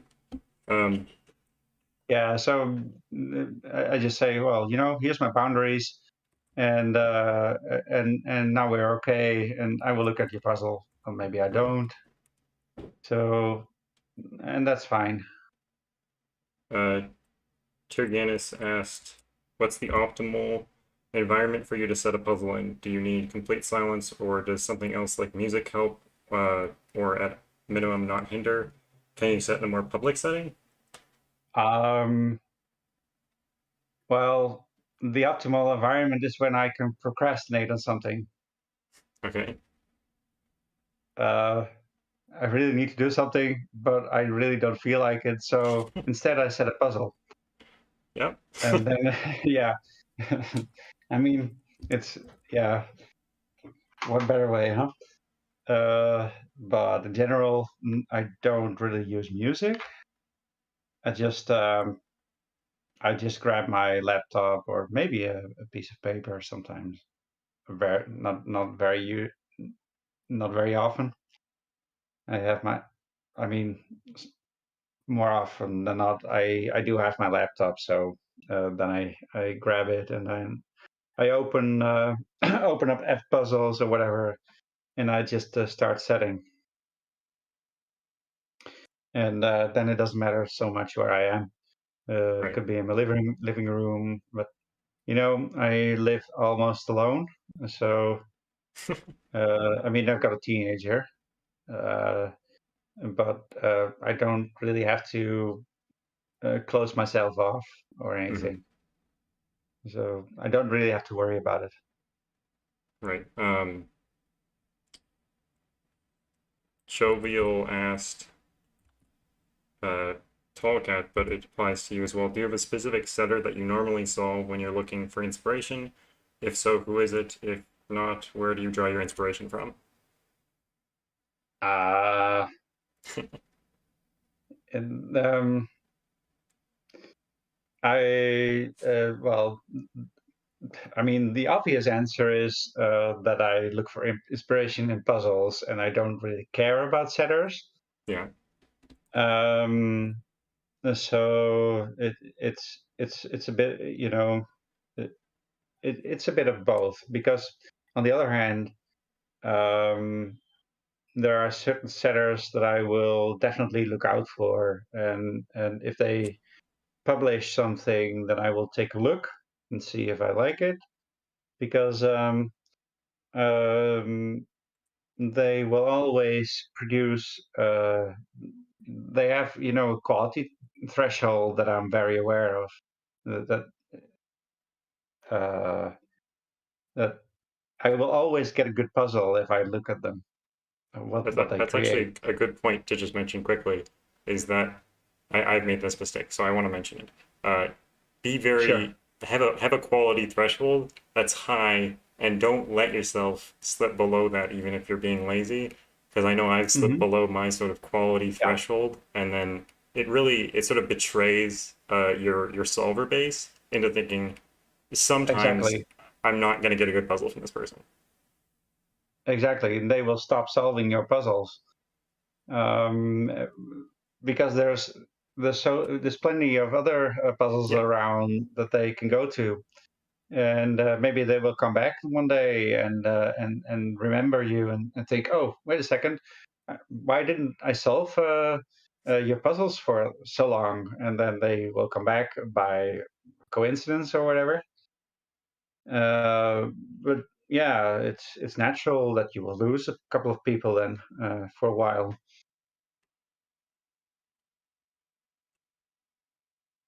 And so, but then again, I wouldn't worry too much about it. no, don't I worry too mean, much. if just look at yourself and be honest to yourself, and you can always you know, add some kind of disclaimer to your testing submission and say, hey, this is usually a little bit easier than I make, or hey, this contains a really tough deduction, and I wonder if how you feel about it. I mean, then it's all about expectations. But after once a puzzle has been published, then yeah, then do take the feedback into account, trust the people that have been testing for you. Always a good thing. If you could tell when people are trying to be nice, and uh, um, you had a great example in the Talkat video, I think, but I can't really remember it. Of people being nice when the puzzle isn't good enough. Yeah, or maybe it was another. But we were I'm talking not about that a sure. lot in the testing discussion Oh, maybe stream, that's it. because we were Yeah, talking about that, giving honest feedback, and there being yeah, lots of examples of not yeah, honest, yeah, or maybe not yeah. not Because honest, but like you're scared to say that you didn't like something because it's a Kodak puzzle, it must be good, right? yeah, and maybe it's not. Just trust your own gut, Yeah, and uh, I can make that judgment hopefully to think that, oh, okay, this deduction was indeed unfair, or maybe it wasn't. But I won't think that you're a bad solver because you didn't find a hard deduction. That's not right. definitely not the case. Because sometimes, yeah, I know it's a tough deduction, or not everybody is a skilled solver. I mean, and that's fine. I'm just very, very happy that you're willing to take on my puzzle and test it. Yeah. And then if you don't like it, just tell me. It's fine. That's what testing is for. Hmm. And I will make the call to publish it or not. And I will take your feedback into account. Um, so if I aim for a 4 star, and somebody misses a deduction, yeah, sometimes it happens, yeah, and sometimes I will have to revisit the puzzle. That's Yeah, it's a good thing. People used to publish puzzles on LMD without testing. They just published it on there, Yeah. and that's really not a good process. No. So yeah. I mean, speaking of testing, I have no idea what happened with the scenario, so I'm in my research of you as a setter. I came across one point where you published your first Shikaku Sudoku on LMD and needed to Mhm. revise it to add a given one. Can you talk about that a little bit?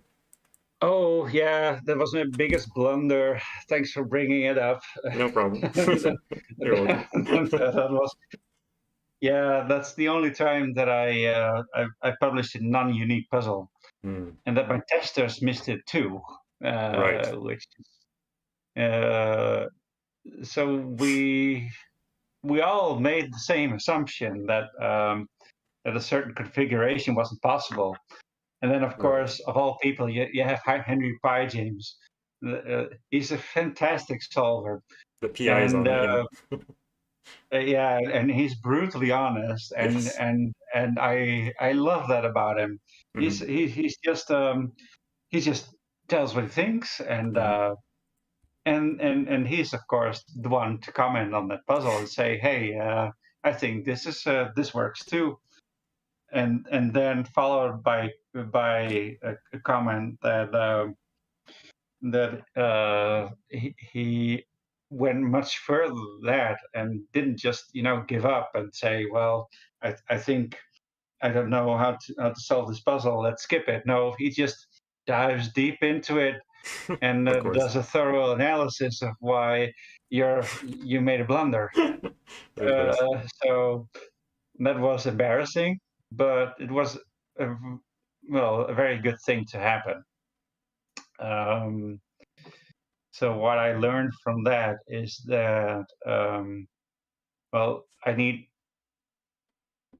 extra safeguards. So that's why I coded the Shikaku solver, Right. because I I really just don't want to be in that situation anymore, when people find other options, and every way of preventing that from happening is a way that I'm going to use. Right.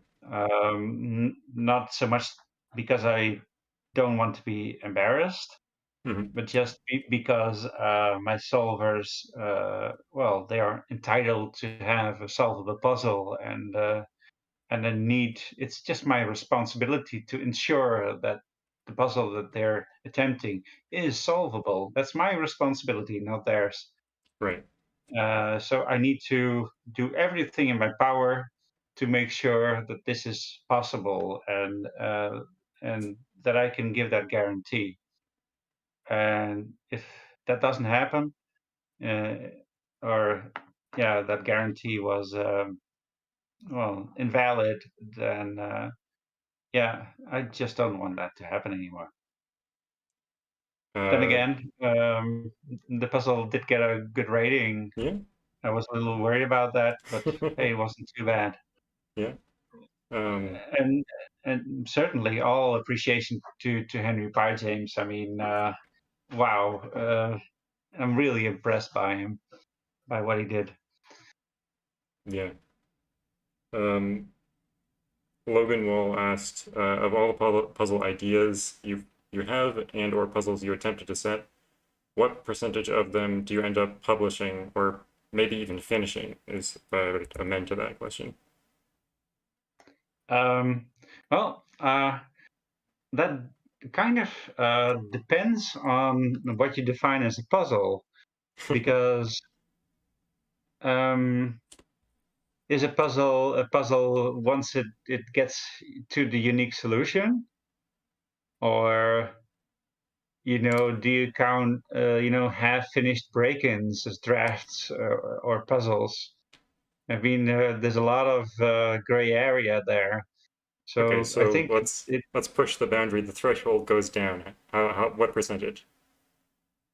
Um, Again, sorry. Let's say that the threshold is very low for what is a puzzle. Like a break-in would be Oh, sure. also a Okay. Yeah. puzzle. What Yeah. percentage do you So, think?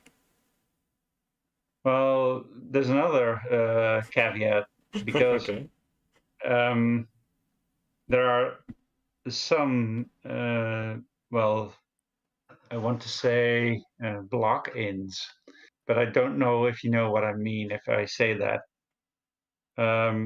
So what I mean is a basic puzzle layout where it could be layout of odds and evens, or lows and highs, or maybe diagonals and arrows or whatever. right. And you have this basic idea, and you turn it into several puzzles. Mm-hmm. So one of them is this idea of arrows and little killer clues, and combining them into a puzzle, and making sure that the arrows cover area that's not covered by any of the little killer clues. So I made a couple of puzzles with that idea. So it, I mean, if you could argue that it's one puzzle published twice, but I can give a better answer than this. I think that Okay, I can tell that, well, even though it's hard to measure, I think about half of my puzzles go on LMD. that's a Uh, lot, I 50, would say. 50%, yeah, and Hmm. the other half doesn't. Um, and from the other 50%, I think 25 is published on Discord also. Then maybe 10% that I submitted in testing, and I never felt were good enough to even archive. Right. And then there's another, say, 5%. Is that how much I got left? I don't know. I don't know. But say 5%, 1 out of 20, I won't even submit to testing. Yeah. Okay. So I think my draft to puzzle ratio is pretty good, actually. That is pretty good. Uh, I would say mine is much lower. Uh, yeah. So, yeah, I mean, sometimes you just have an idea and you think it will work, and whatever you do, the puzzle is just not cooperating, and then Yeah. at some point you just have to give up, and you're just spending too much time on it, and maybe just save it into your drafts folder and come back to it half a year later, and maybe then something will, you know, something will come up. But Yeah. I've definitely never submitted like 7 versions of a puzzle that were all non-unique to testing. That never happened. no, Um, no, it didn't happen, huh? no, it didn't I'm happen. I sure of it deleted too. them. It doesn't happen. I'm sure of it. Yeah. uh, I noticed you've never published a chaos construction, and very rarely, if ever, have I Mm. seen you solve them. What are your thoughts on that genre of puzzles? Well, one thing is that I'm always surprised that the ratings are so high. Like, are the puzzles so much better? We've talked about this extensively on this stream. Oh, okay. But I mean, it just makes me curious, and it's all fine, of course. But with chaos constructions, I kind of have. Uh, I'm, I don't know if the assumption is correct, but I assume that once I start a chaos construction puzzle, I will be occupied with it for more than 2 hours, Right. which is not always the case. And but that that means that I won't set or solve them, because there are so many other puzzles that deserve attention.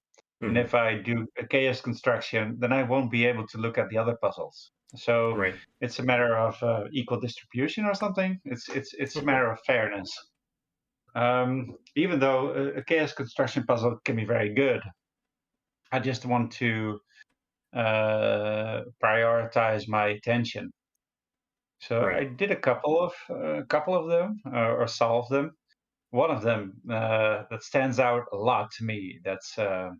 That's Niverios, with the extreme hybrid chaos construction, that you had all kinds of different rules and ambiguity. Hmm. And well, I couldn't solve the puzzle without Niverios hints, because I kept forgetting the rules. Right. Oh, wait a second. Yeah, this rule is in the puzzle too. Oh, right. Yeah. Okay. Oh, yeah. I could get a deduction from that. You know. Yeah. Um, but it was a really good puzzle. The quality of it was insane. And even though I was a bit frustrated by having to ask, bounce back and forth for hints, Right. I could recognize just how good the puzzle really was. Um, so my experience, it's a bit of an extreme example, but my experience with chaos construction is a little bit like that. Like, uh, I can recognize how good they are, Hmm. uh, but they normally take me so long that I stop enjoying them after some point. So that's why. Yeah. But again, there are positive exceptions. So there's a recent puzzle by Mr. Menace. It's a killer. It's got killer cages, some Right. given digits, and it was a bit of a case construction as well. You had to create regions, and I'm forgetting what constraint it was for the case construction, but something like that every cage has to be in exactly 2 regions, and every region has to have exactly 2 cages, something like that. Yeah. Uh, That was I meant to do that. That was while I was on vacation, and I have meant to do that ever since, ah, but I just forgot about it. Thank you for reminding you me. should. You, Yeah. you you you should, yeah, because that puzzle won't take you 2 hours. It's also a case construction, and it's really good. So if I can recommend a positive exception to the rule, at least for me, then it's his. And of course KNT creates incredible stuff, and Mm-hmm. Kolat as well. Emre from Turkey. Yeah, Kodak is an What amazing a setter. fantastic! What a Mm-hmm. setter! I mean, there's so much good stuff out there, and there's also people that I'm forgetting right now. So I'm sorry, but really, I'm a bit ambivalent. Let's say ambivalent. Yeah, towards chaos construction. Right. Don't have very much time left because it is 2 hours past. Oh God. Okay. Did we miss any questions? We have a few questions in the document left. One that will go very quickly, I'm sure. Have you ever set a Okay. non-Sudoku, and how did that go? I'm guessing the answer is no. Well, when I was a Oh teenager. yeah, yeah, when you were a teenager. The Since answer then, is yes. the answer is Answered. yes. Okay. Easy. Next. We already talked about that. Yeah. Next, we already kind of answered that. Oh, this question by Jovial is actually really good. So I'll ask it. Are there any specific puzzles which, after solving or after watching a solve of, single-handedly changed the path of your setting career that inspired you so much that your setting process or ideas fundamentally shifted? Um. Um. I probably have to say no. Okay, that was easy. Um. Yeah. Um. There's always there have always been puzzles that have inspired me in some way, but none of them that really sort of made gave me some kind of key insight, so I started doing things differently. That didn't happen. I Much I think more. both Tallcat and I said Renban dance was definitely an option for that answer for both of us. So good job. Yeah. Um, Oh, yeah, okay. Uh, I just want to emphasize how important collaborations were in yeah, this case. And that's where I learned. Um, I uh, I need to take this opportunity to give Jovial a huge compliment for convincing me that adding the given fives in cutting corners was a good idea. She had to convince me, but that was, yeah, I'm glad she did. It was very much the best thing for the puzzle. And there have been a couple of other occasions, nothing as well as pronounced as this one, I guess. But that's where I learned that sometimes a tricky step is worth bypassing with a given. Um, so I think that's a complete answer to that question. yeah, I think so. And an answer to like a separate question as well. So that's good. I think all the other ones are like sort of already answered in one way or another. So thank you so much for coming on and Great. talking. And this was awesome to hear all of your opinions. And uh, Thanks. I Yeah, feel thanks like for having me. I have new setting ideas, and I feel like my setting progress process is fundamentally shifted by listening to you talk about setting. So it was really great to hear you. Oh, well, I'm glad to hear it. That at least it wasn't boring. So hey, that's a good thing. Um, you guys are very welcome. I'll be happy to do this again. I like the experience. It was a lot of fun. Yeah, maybe we can have you on again for a second go at some point. Sure. Just let me know. Just uh, add some variety. Invite a couple Yeah, of other yeah. people. Huh? Sure. Next Okay. stream Kodak again. Okay. Just kidding. Yeah, thanks everyone for coming out and showing up. And if you enjoy this content, consider subscribing and liking the stream. Yeah, and go check out Kodac's puzzles because obviously he's an incredible sitter. Yeah. And don't forget to check out our only collaboration as well. We did a collaboration. It's called Bouncy Balls. It's a lot. It's a lot of fun. It's not a We hard should publish puzzle. that It's at just some point. and it's fun to solve. So go It's solve really that one. good. I like that one a lot. That given 9, or is it given 9 or given 1? Whatever the given is, it's like it's beautiful. The given is so good. Yeah, but I don't remember what given it was. It's It's a either good one 9 though. or 1, or Yeah, maybe one of the it's two. Maybe an 8. I'm not sure. I'm really not sure. or it might be a 4. Maybe it places a 9 or a 1. I can't remember. Beats me. Something like I'll that. just have to look at the puzzle. Yeah, we'll have to look at the puzzle. But anyway, it's a good one, even if we don't remember it. Yeah. Anyways, have a good rest of your evening, Kodak, and it was great seeing you and great talking. Yeah. Thank you very much, and bye everyone. Yeah, take care. And take care to the audience as well. Goodbye.